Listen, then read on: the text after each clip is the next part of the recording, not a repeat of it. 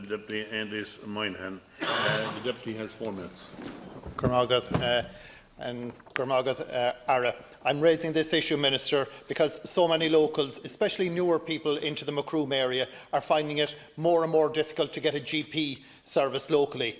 They're being refused GPs because GPs are already overloaded. They'll often end up having to stay with their existing GP, who could be many miles away in Killarney or in Mallow or Ballincollig or anywhere up the country if they've moved to Macroom. And that's enough of a worry for people, but it's when they need the access to the GP it really hits home. If they're working in Cork, a sick child in school having to come out to Macroom and turn around and possibly go back into Cork to their GP, or all the ways up to Mallow, or even if they're sick themselves.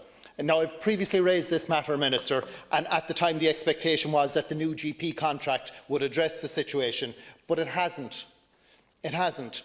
And new people are still struggling to get cover. Many of them are, for example, as I was saying, travelling longer distances. People are having to pay for bloods. Outreach clinics, they aren't available, so that, for example, if you're out in Ballingeary and your GP is in Macroom, you have a 60-kilometre return journey to get to and from your GP. Out-of-hours services are being provided out of Bandon, some 30 kilometres away, adding further distress on locals. Now, I recognise that there are GP issues right across the country for various different reasons, but, Minister, there are local issues that are impacting here, unique local issues that are making it more difficult for residents and for the GPs themselves. There's a hugely onerous out-of-hours cover rota at 1 in 7. This very much contrasts with the rota of 1 in 30 in the adjacent cell in Cork. It means that a Macroom GP is expected to be on night times and weekends 4 times more often. That's 1 in 7 days that they're going to be covering. And that's going to discourage new GPs taking up a position there. There's no rural practice allowed in Macroom, despite the fact that the Macroom service will be covering a huge rural area, right away from the Lost Valley, Mullaghanish and right around to Borrachoring. And this is happening at a time when the population of the town has grown, but there's no increase in GPs. Minister, this came to a head again when we recently saw a retirement and that there was posts advertised and only 1 person came forward for the first round. The more recent advertising, there's no interest in it, and it's quite possible that it could go on advertising again and again for some time before a GP would come forward. As you can imagine, this is all putting pressure on locals. It's also putting huge pressure on the GPs, and I want to acknowledge the huge work that GPs are doing locally, because in fairness, they're still capable of providing a same-day service, and that's very important to acknowledge.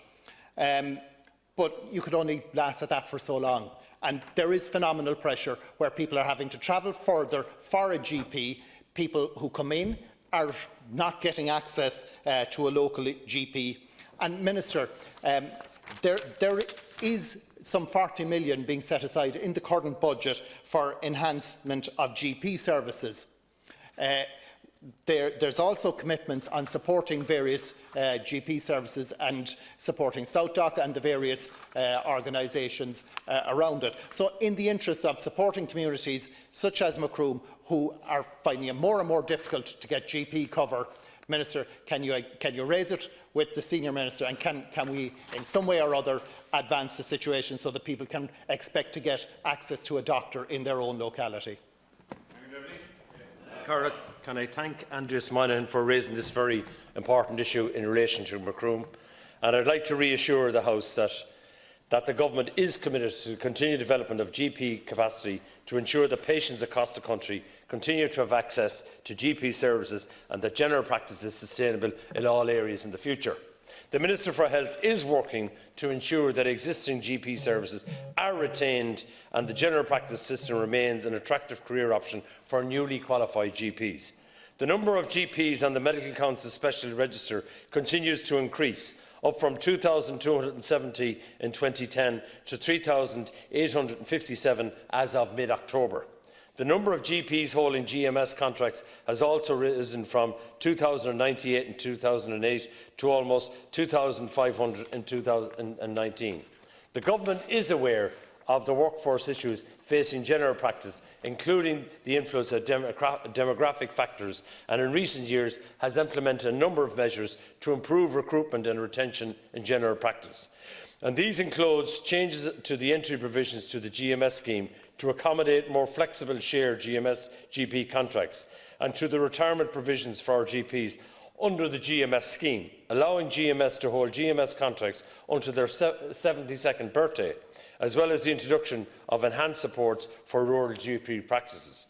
GP training places have also increased from 120 in 2009 to 192 places filled in 2019. That's an increase of 60% over this 10-year period. In addition, recent agreement on GP contractual reform will benefit patients and GPs. In return for cooperation with the range of service developments and reforms, the Government will increase investment in general practice by approximately 40%, that's £210 million, over the next 4 years. There will be increased GP support for GPs working in rural practices and for those in disadvantaged urban areas. Improvements in maternity and paternity leave arrangements have also been agreed in recognition of the need to ensure that general practice is compatible with doctors' family-friendly commitments. I am confident that these measures will help make general practice more sustainable and more attractive career option for doctors. In relation to Macroom, and I understand the valid point that you are making in this debate here today, I understand that GPs and the out-of-hours co-op are reporting a significant increase in demand for their services. In addition, the retirement of a single-handed GP in the town has also added to these difficulties. So I accept your point, Deputy. The panel has been advertised on 2 occasions but has not been filled. It is currently being advertised again both in Ireland and internationally. A locum GP is in place since the 16th of September and is providing services to GMS and private patients. All other practice staff, the nurse, the secretary, remain in place, funded by the HSE. A locum doctor will continue to be funded until the post is filled. The GPs in Macroom also provide out-of-hours services, and this is managed by South Dock, with whom the HSE Cork Kerry Community Healthcare has funded service level agreement in place. Supports have been put in place to reduce GP out-of-hours commitment by funding locum cover for Sunday shifts. Work is ongoing to further reduce the out-of-hours commitment of the Macroom GPs. But just to follow up on your own particular points as well, I think it's essential that we all work very closely, and of course I will bring your concerns back to Minister Simon Harris, particularly in relation to Macroom, because your case is genuine. We have a problem filling the vacancies. They've advertised nationally and have to go internationally as well to get the GP in the town. But the people of Macroom deserve the right to have a proper GP service.